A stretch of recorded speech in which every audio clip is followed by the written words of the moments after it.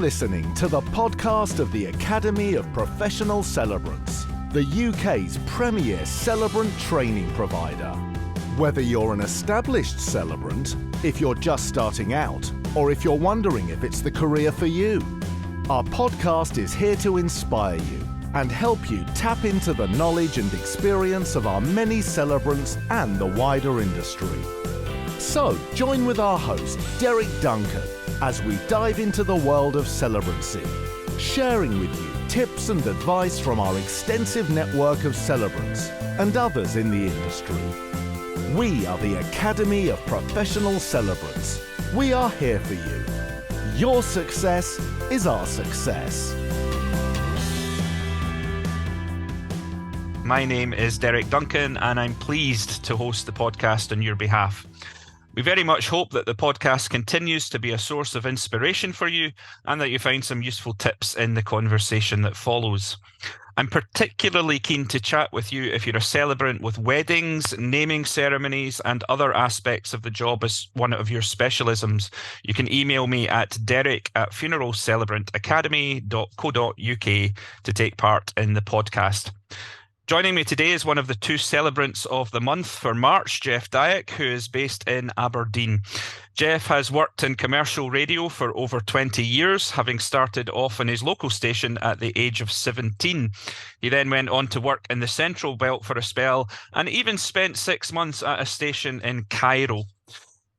For the last 8 years, he's presented The Breakfast Show on North Sound 1 in Aberdeen with his friend and colleague Lauren Mitchell. And at the end of 2021, he trained in funeral celebrancy with the Academy and has since conducted over 150 services. He lives with his husband and his rescued dog, Jazz. Hello, Jeff, and welcome to the podcast. Hello. Jazz needed in there for a wee mention. She's a big part of life. Okay.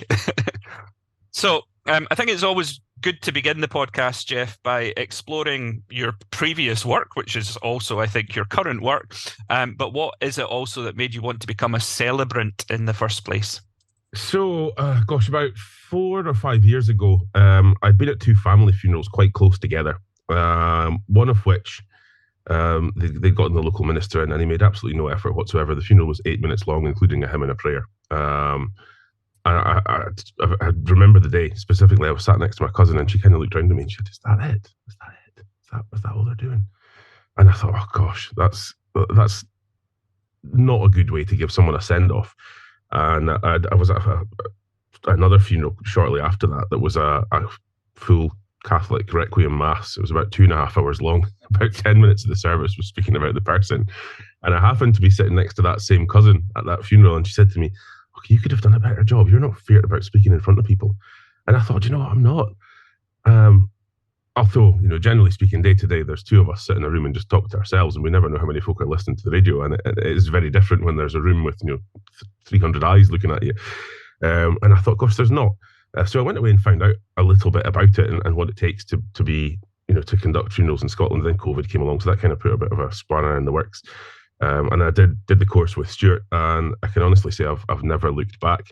It's just something I do part-time. I'm lucky that with the show I work really early in the morning, so most days I'm home by 11 o'clock.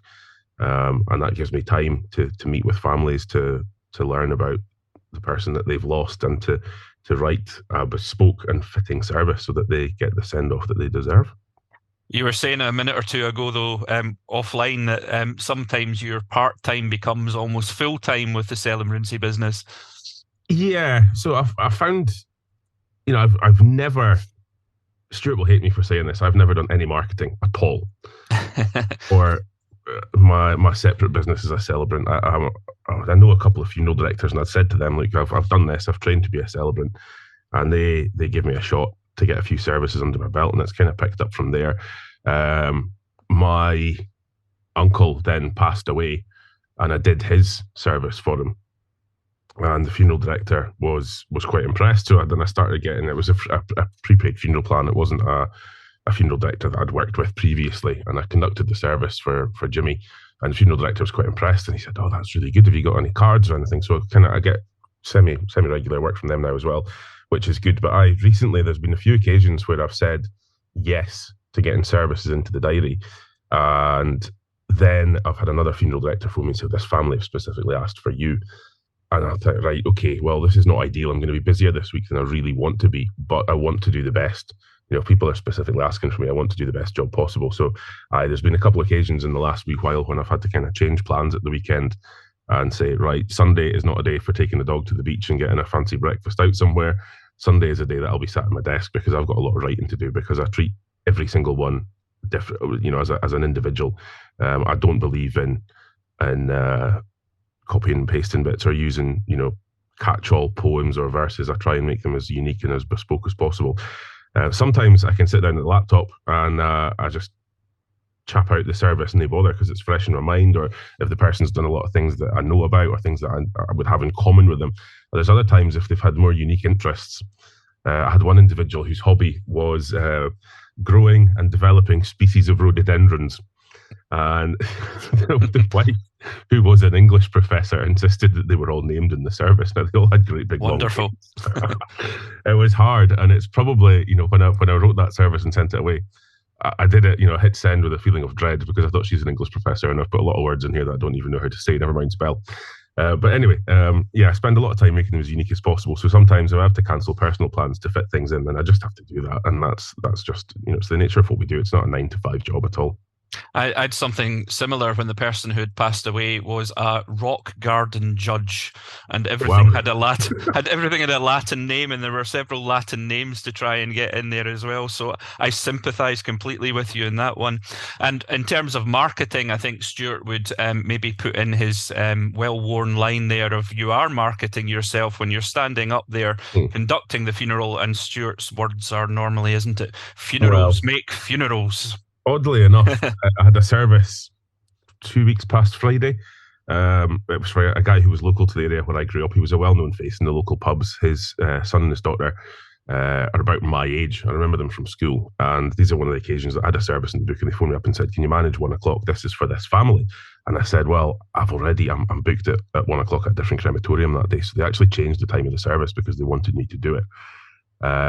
And I did that funeral. The West Chapel Aberdeen Crematorium holds about 250 people, and it was packed. My parents were at it, and obviously I did the service. It was 11:15 ended up being, and I had to go off and do the other one. My mum and dad went to the funeral tea, and my mum phoned me later in the day, and she said, I've had 6 people say to me, you did such a good job that they've wanted me to pre-book you for when they go. Well, that's not really how it works, but I'll take the compliment. Thank you. Yeah, you sometimes get that feedback, don't you, when the family emails afterwards and says something like, Jimmy was really impressed and he wants your card, he wants your details for his funeral. And I think this is probably going to win the award. Maybe you can present the award at an award show. This is going to win the award for the most obvious question of the decade. But what are the transferable skills between working on the radio and being a celebrant? Well, I wouldn't say it's ever brought me any issues. I never, ever say, by the way, I'm Jeff from the radio. When I go and do I phone the family and I go and sit down with them. And if they ask, I tell them, and I just say, yeah, but they're kind of different things. This is just what keeps me busy a couple of afternoons a week. I never really say, by the way, I'm Jeff from the radio and I do this. I treat them as quite separate things. But yes, there are a number of skills. Like I was saying about the rhododendrons, if there's things that you're not sure about, just say it, and say it with conviction, and bash on. Because if I'd mispronounced any of the names of those flowers, the only person in that room who was going to know was the wife. She's the only one that was being pernickety about mentioning them all, I guess there are, but you were saying earlier on, I sit in the room, there's 2 of us here in the mornings that do the show. So it is very, very different speaking in front of real life people. But I guess the biggest thing is listening. I think when you're speaking to someone, when you're interviewing someone, and this would apply to a guest on the show or a family, is don't just have a set list of questions that you ask. If you ask a question and they give you something, pull at that thread a little bit and see what more you can find out. Because, he was really into racing. All right, what kind of racing? Stock car racing, horse racing? And you can find out a lot more about that. And you can often, if someone's hobby is a big part of their character, then you can often find out a lot more about them just by tugging at that thread a wee bit and getting some more information. So I guess listening is probably the biggest key similar skill. Yeah, because your example there is really good. I'm just thinking of meetings where somebody's maybe said, "Oh, he was really into the rugby," and so then I ask, "And did he attend the internationals? Did he have a Mhm. club? Was it just a television habit? How was he really into rugby?" And you get more and more detail that way. Sometimes maybe end up with the rugby club badge in the Order of Service booklet or something if it Yeah. was that big a passion. And just pulling at that string can take you from a line in the script that says, "Oh, he was really into rugby and he supported Scotland," to he was really into rugby, supported Scotland. Every time there was an international game, the table was booked at the Carlton bar, and him and his pals Bob, Dave, and Jimmy were all there. And that gives you so much more to flesh out with. You're absolutely right. Just listen to what folk are saying. Jeff, you were awarded Celebrant of the Month for March, and you were saying that every funeral that you prepare is prepared in and of itself almost. And you shared the story of a particular funeral that you did for a Polish gentleman, with there being a lot of Polish mourners there with very little English. Now, I have to say that that was one of many useful contributions you make to the support group. But for those of us who weren't following the story there and then, could you maybe explain what happened and what you did? Sure. Well, firstly, I'm very humbled to have been given that award, because I just, this is just a wee job for me, and I love Yes. it. I love hearing about people's lives and things, but to be recognised for doing a great job is amazing. So I've been appointed or asked by the funeral director to conduct this service for a Polish chap. I went round to the house. I phoned the wife, who spoke very good English. I'd messaged into the support group beforehand and just said, "Has anyone any experience of this? Is there any traditions or things I should be aware of?" He wasn't religious. There is a Polish priest in Aberdeen that does funerals, but they weren't interested in having him to do it. I went round to the house and I didn't realise the chap was only in his 50s, and his mum was still alive, and she was at the meeting. She didn't speak any English whatsoever. And I felt really bad at the meeting because, they were telling all these stories and laughing and joking in English. And she didn't understand, as far as she was concerned. I was there to chat about her deceased son, and people were laughing. And I could see her face just looking a wee bit confused. And I thought, right, there's got to be something I can do to make this better. Aberdeen Crematorium are pretty strict on times. It's a 25-minute time slot, and that's it. So if we take off a 3-minute reflection track, that gives me 11 minutes to conduct a service if there's an interpreter. So it's going to be in both English and Polish. I thought, that's not going to work. So I said to them, how many people are going to be there that won't speak English or don't have a good grasp of it? And they said, "Oh, there'll be a couple. There's mum and there's, auntie, whoever. There's going to be about half a dozen people that will be there." And I said, right, okay, what I'm going to do, if I translate it into Polish, and I'll print out the service so that anyone that doesn't have a good grasp of English can read through as we go through it. And they said, "Oh, that would be great. That would be really helpful. Thank you." So I put the service through Chat GPT and converted it to Polish, and then I copied it back into Google Translate to take it from Polish back to English just to see how accurate it was. And it changed it from, I think one of the opening lines was something along the lines of, "X individual was a dedicated and hardworking man who did everything for his family." And by the time that had been translated and then translated back again, it had changed it to, "X was legally obliged to look after his family." And I thought, I can't give this to the family. So I've got a really good friend who's Polish. So I phoned her up and I said, "Adriana, I really need your help. Can you have a wee proofread through this for me?" And she said, "Oh yeah, of course." So I went round to her house and I sat down, and she says, "Oh my gosh, Jeff, this is just no." So she spent a good 4 or 5 hours. There was a poem at the end. She says, "It makes no sense at all in English when it's translated to Polish." So I have, my friend is a poet. So we've written one similar in Polish that doesn't make sense. So there was even a bespoke poem in Polish on the end of that. Wow. And the family were just so happy. I bought Adriana a big bunch of flowers for all her help. And it's just going the extra mile. It's just having it at the forefront of your mind. There's a family dealing with something really, really traumatic here. What can we do to help? I had another example, and it doesn't take much. A couple of phone calls, and Adriana did that for me. And when it's relating to a funeral, people will always want to help because people understand that folk want the best send-off for their loved one. Another example that springs to mind is in between Christmas and New Year last year. I was asked by a funeral director about a service, and I went to sit down with the family. And it turns out I was kind of sort of a loose connection there because the grandson of the deceased lady was in my cousin's class at school or something. Anyway, this lady was deaf, but she could lip read, and she was fine with her communication. But they again asked, "Can you print out some copies of the service?" Because there's people who can't who are deaf and who won't be able to hear what's going on. So it'd be nice for them to have a copy of the service. And I said, why didn't you book an interpreter? I said, well, it's in between Christmas and New Year. All the agencies where you get them from are closed. So I am lucky enough that I know a lady who's a sign language interpreter. And I said, right, leave this with me. So I messaged Leslie and I said, and I've worked at a few events with her and things over the years. These are the circumstances. The funeral is on the first Monday back after New Year, the first day the crematorium opens, the first day that Northeast Sensory Services opens. Would you be willing to help with this? And she said, oh yeah, of course, no problem at all. So the lady's friends were there and were able to understand what was going on. And the family were just made up with that as well. And it took one phone call. If there's a tricky situation that you're facing, just, I guess, have it the front of your mind. Is there anything I can do? Do I know anyone that can help with this? Because it was, I made one phone call to Leslie and it really, really made the service special for the lady's family because her friends were able to understand what was going on when they came along to pay their respects.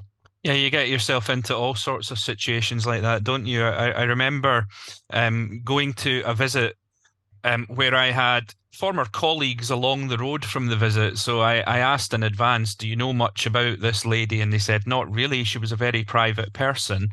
And I went to the visit and there was somebody who had meant to have kind of grown up with her as an auntie who didn't have much information to give. And there was her partner who was pretty badly affected by dementia. But one of the things that came across in the visit was that the lady volunteered at a particular kind of nature reserve within Edinburgh. So I was able to go there and ask the volunteers about the lady, and actually what I got from that visit probably accounted for about 60% of the eulogy, which would have been virtually nothing if I hadn't made that extra step. So I guess for folks out there, it's about sometimes thinking out the box and trying to find something to do. Absolutely. So that's been brilliant so far, Jeff. We're going to take a short break and we'll be back with you shortly. Remember to keep checking the members network for all sorts of tips and advice, news about CPD workshops, skills refresher courses, and so much more. We'll be right back with you. Listening to clients is a fundamental aspect of Celebrancy. It is crucial for writing and delivering effective, meaningful ceremonies. You can develop the skill of cultivating small details from your meetings with families and using them to create incredible, moving, and memorable events. Failing to listen means your ceremonies become generic and families might feel dissatisfied during these crucial life memories. So, if you want to deliver high-quality ceremonies at all times, the first thing we advise you to do is refine your listening skills. Here's why it's important. It's all about them. Whether it be a funeral, baby naming ceremony, or a wedding, the client is the central priority. This event is all about them. Therefore, the ceremony should reflect as much of their personality, values, and wishes as possible. Of course, there are limits to what you can achieve, and so managing expectations is important. Listen to what they want, what their vision is, and then break this down into smaller, achievable goals, words and phrases they use. When you write a wedding script or a eulogy, you can listen to the client in a very particular way by picking up on their specific words and phrases and incorporating these into your writing. How are they describing the deceased? What memories are they sharing? How are they reflecting on their journey as a couple? What did they think of each other when they first met? How did the couple describe each other? Use a notepad or a prepared questionnaire and listen out carefully for catchy words and phrases that can make their way onto your script and help personalize the ceremony. It might be as simple as the family referring to someone by a particular nickname. Keep watching the channel for more hints and tips. APC UK, your success is our success. The Academy of Professional Celebrants. Welcome back to the podcast of the Academy of Professional Celebrants. Remember, if you want to take part in a future podcast, or if you have any thoughts about what you might want me to talk about or explore in the future, then email me at derek@funeralcelebrantacademy.co.uk and we'll try to get something organised. Welcome back, Jeff. Hello. Hello again. There's a song in there somewhere. Is it me you're looking for? Well, I found you. So, Jeff, you've been doing Celebrant work for a few years now. I wondered whether you might be able to look back at the first few services you did and then compare that with where you are today. What's different about Jeff the Celebrant when he started off and Jeff the Celebrant today? A very good question. I quite often refer back to older services just to look and see, what have I changed since then? What have I done differently? What would I do different if I wrote that service again? Would I change anything? Probably the ability to make more out of nothing. By which I mean, I found it really hard. One of the first services I did, it was maybe the second or third one. I went to this lady's house and she lost her husband, and I said to her, "What did you enjoy doing in your life together?" I'm not sure. We enjoyed holidays, like going away in the caravan. Okay, right. Did you have a favourite place that you went? No, not really. What did you do when you got there? Well, he read his book and I read mine. Right, what kind of books did he read? I'm not really sure. And I'm like, oh my gosh, this is like pulling teeth here. What am I going to say in the service if you don't, there's nothing there. So I found that really quite hard. I sat with that lady for a long time, much longer than a normal family meeting, just to try and get stuff out of her I could say in the service. Whereas I think now I'm probably a bit more nosy. I look around folks' houses. Is there a bookshelf in the corner? The books on it? Is there a DVD shelf? And I kind of a bit more nosy and look around at the surroundings and pick up on what's in the house, and ask questions about the things that I see rather than just asking questions. Again, it's back to what we were saying earlier on. It's about listening. If you get a piece of information, tug at that string and get the most use out of that bit of info as you can, rather than just ask the set questions. Because I guess the first couple of times you go and meet a family, you've got your checklist, all the things you want to ask, you make sure that everything's ticked off. I don't use that very much now. I do have a scan through at the end of the family meeting just to make sure I've not missed anything, because you know what it's like. You can end up way off down on a tangent and forget to ask something that's quite important. Yes. It's easily done. So yeah, probably just the ability to get more out of people. Yeah, when I'm looking around the room, that is a good tip that you just came across with. And sometimes there might be a photograph of the deceased, and it might be in a particular place that they're standing, and that can sometimes be useful to get a conversation going. If the conversation has been pretty mundane, and then there's this photograph of the person standing in front of the pyramids, for example, then what took them to Egypt? And another wee tip at the end of the conversation with the family is you can ask a question that says, and is there anything you feel that we haven't covered in the conversation that you would expect me to have covered? And that catches all afterwards as well. Is there anything we've not spoken about that you think is important? Is normally my question towards the end. And then you pack up and they say, "Oh, I forgot to talk about this." Yeah. You get your folder gets unzipped again and you're taking notes again. Jeff, there'll be a number of celebrants out there listening who've just completed their training or who are about to embark on training. And I wonder if you might be able to talk us through the whole process of the funeral, from the call coming through and what you do from that point onwards and all the way to the service having finished. Okay. So if I get the call from the funeral director, obviously you check the diary, make sure that not only that you are free at the date and time of the service, but have a look at your diary and make sure that you are free over the next couple of days and that you will have time to go and actually sit down with the family. Because I think, 9 times out of 10, when you phone the family, they'll just, they're grieving, they're off work, they'll just say yes to whatever date and time you suggest for a family meeting. However, I have had, oh no, I can't possibly do the morning. I go to bingo on a Tuesday afternoon in the past, but make sure that you've got a number of different slots available over the next couple of days to do the family meeting before you accept the funeral. I have said no to services before, where I've been free on the day and on the time, but I've been like, I'm flat out the next 4 days. I will not have time to meet this family, and I don't want to rush right in the service, so I've had to say no. So make sure that you've got time for both the meeting and that you're free at the time of the service. Make the phone call. Explain that whichever individual it is that the funeral director has asked you to give them a call, express your condolences for their loss, and arrange that time. I always make sure and tell them that it's nothing to worry or be anxious about. A lot of people have never done this before, and it's like, don't worry, don't be anxious. It's just a chat with me and you and any other members of the family that you think are important, or any friends that have got a lot to say or that know a lot about the deceased's life. As more often than not, people we just end up sitting having a wee laugh at stories of the past and things. So don't be anxious or worried. It's only me.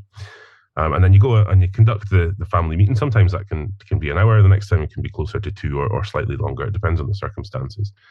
And then I, generally speaking, unless it's an evening meeting, if it's an afternoon meeting, I go home and I make a start whilst things are fresh in my mind. Yep. I record all of my family meetings. I've got an app on my phone, and I just say to people, if it's all right, I'm going to pop a wee dictaphone app on my phone. That's just because we speak faster than I can write, and I don't want to miss anything. Nobody else will hear this recording, and it'll be deleted as soon as the service is written, because again, you have to bear all this GDPR stuff in mind. So then I sit down and I sort of read my notes and listen back as I go through and write the service.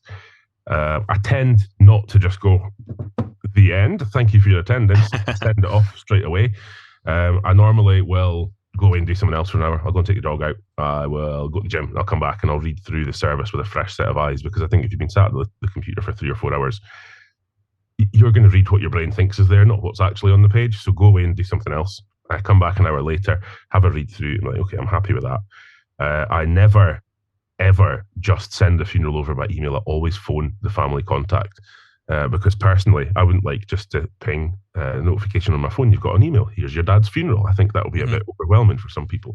So I always make a point of phoning them just to say, look, I've just finished the service, no way to send it over, just so you know, to have a look for it in your inbox. Send it over, and then you wait. So I always say to people as well that you can give me a phone back. Obviously, with this job, I can't always answer the phone, but I'll always ring you back. Or you can email me, just whatever. Now and again, folk will come back and say, "Oh, actually, maybe take that bit out or change that, or you've misspelt someone's name." Make any changes and send it back to them, just so they've got the final copy, and then that's it. And then the day of the funeral comes round. I'm usually at the crematorium or the funeral home. We've got a couple of funeral directors in Aberdeen. They've got their own wee chapels. And there's 2. There's one just along the road here and another one in the city that have got their own chapels.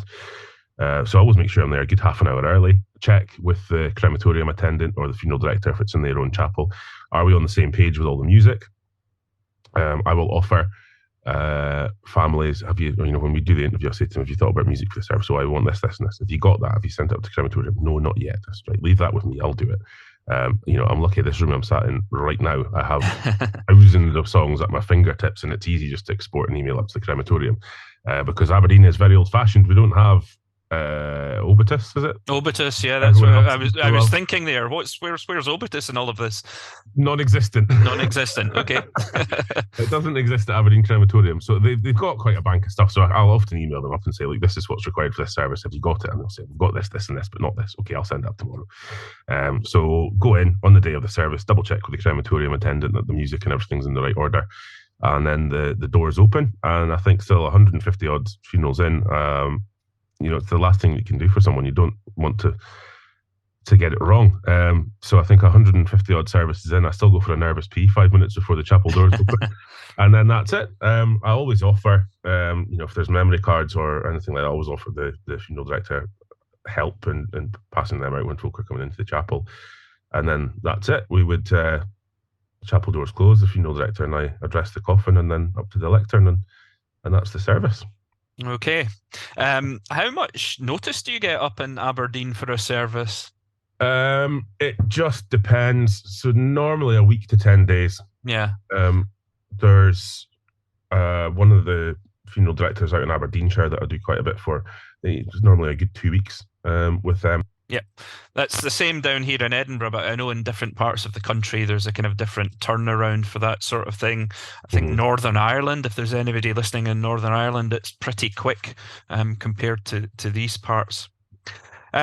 Jeff, there are a number of people listening in who are probably thinking about changing career to Celebrancy, or maybe changing the hours of the work that they already do and adding in some Celebrancy work.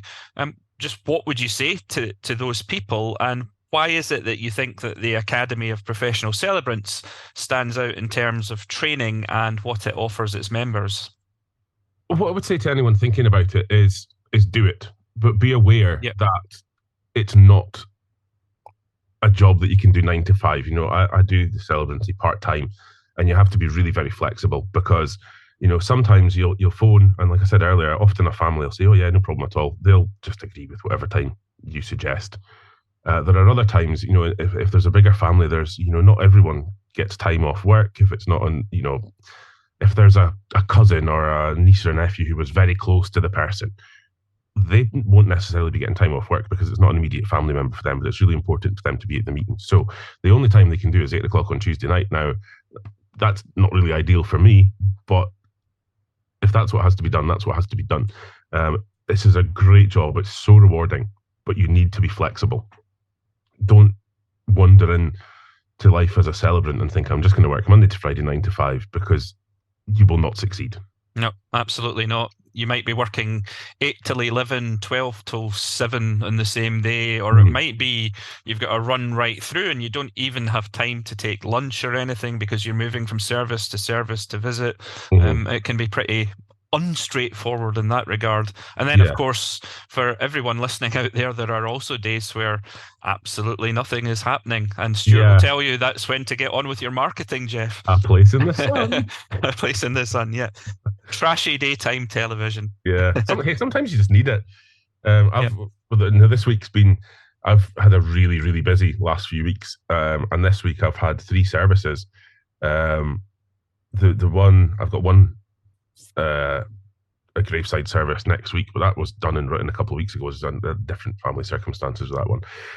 So I've had no family meetings this last week. So Tuesday afternoon, I finished work in the morning. I went to the gym. I went home and I went, hey, what am I going to do for the rest of the day now then?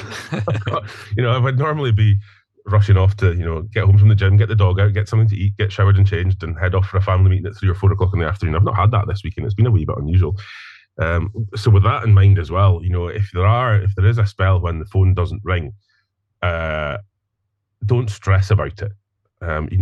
If you do a good job, you will get recognised by the funeral directors. There are some, most FDs I find they'll drop you a message or a text, or they'll give you a phone. And if you can't answer the phone, they'll leave you a message and say, I was just looking to see if you're free for whatever service. Can you give me a buzz back?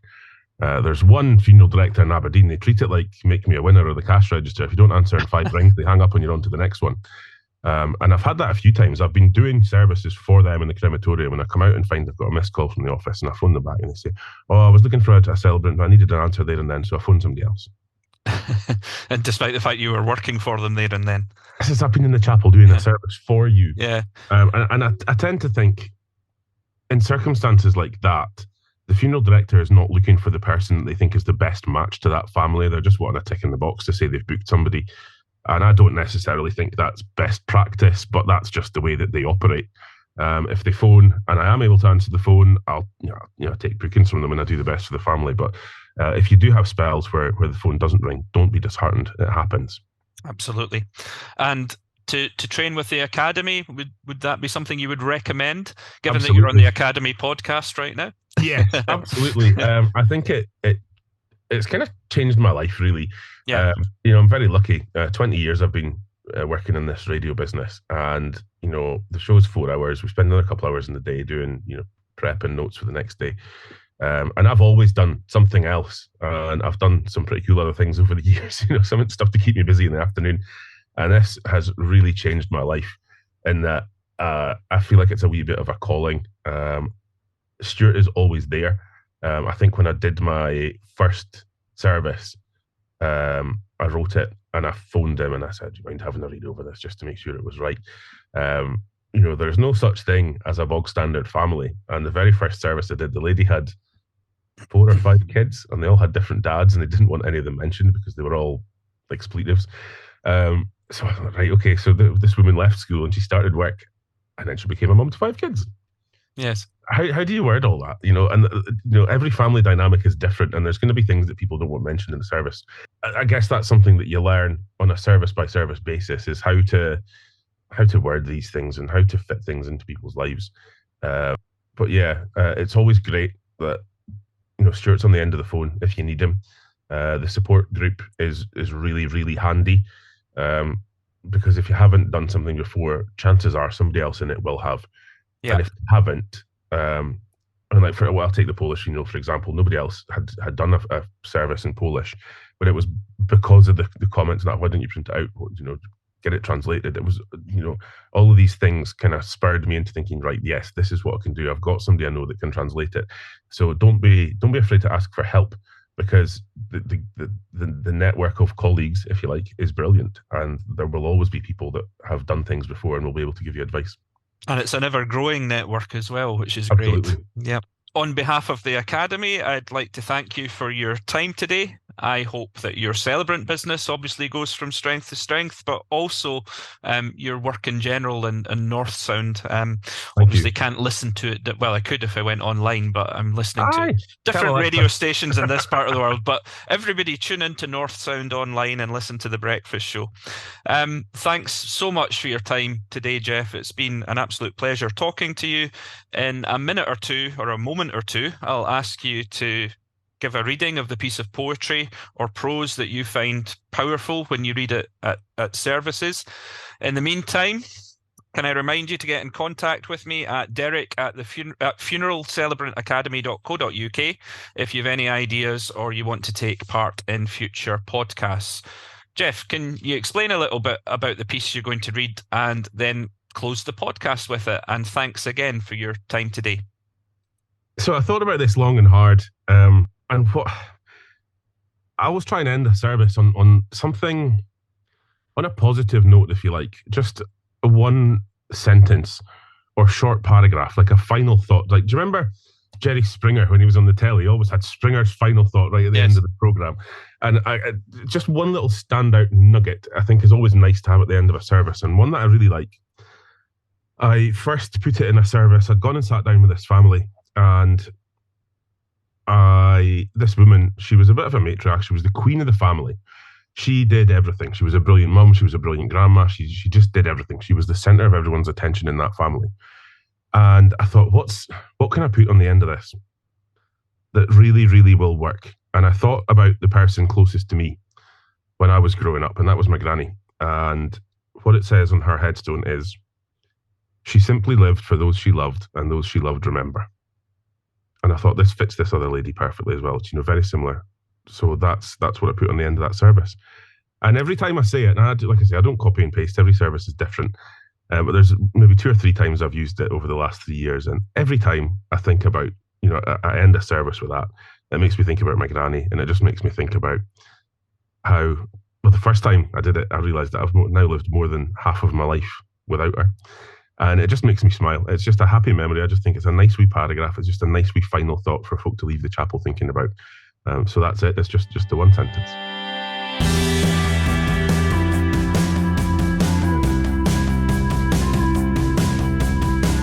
You've been listening to the podcast of the Academy of Professional Celebrants.